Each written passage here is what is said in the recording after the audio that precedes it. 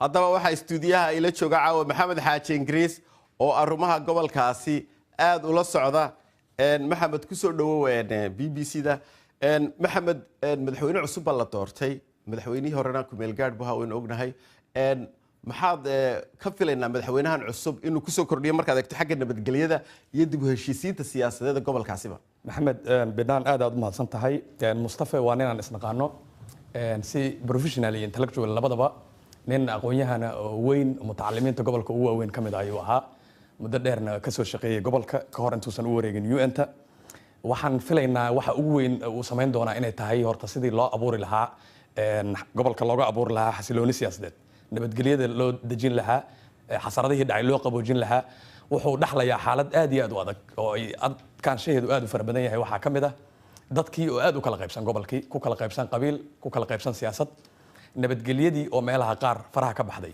waana wax caadi ah oo meel walba adduunka ka jira meel Afghanistan Iraq meelo badan oo qalalaasuu ka dhacay qaramadooduna burbureen Congo Sierra Leone Liberia meel walba meel xukun dictator ah oo kaliya taliya ah oo dadka caburinaya uu ka jiro mar allaala markuu meesha ka baxo waxaa luma sharciga kala dambeyntii waan gartay maxamed xaaji ingiriis waad og tahay imka durtaba tallaabooyin buu maalintii horeysayba qaaday calankiiba wax laga bedelay magacii gobolka la bedelay arrimaha iyaga ka waran sidee kula muuqdaan tallaabo weyn oo dadka isku soo dhaweynaysa ayay u muuqataa tallaabo midaynaysa Soomaalida gobolka ayay u muuqataa waxay tahay tallaabo dhiirigelin doonta dadku wax wada leeyahay inuu meesha ka dhismo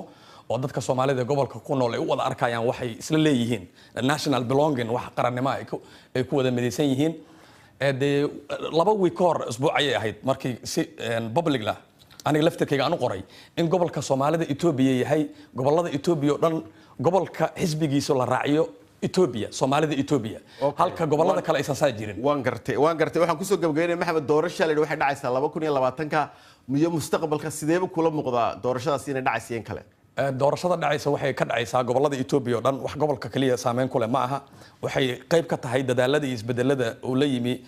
ra'iisul wasaaraha cusub Dr. Abiy Ahmed taas ayaa gobolkuna la jaan qaadi doona Mustafana yahay ninkii jaanqaadkaas u saldhigi lahaa oo qaadi lahaa waad mahadsantahay aqoon-yahan maxamed xaaji ingiriis oo inooga warramayay xaaladda gobolkaasi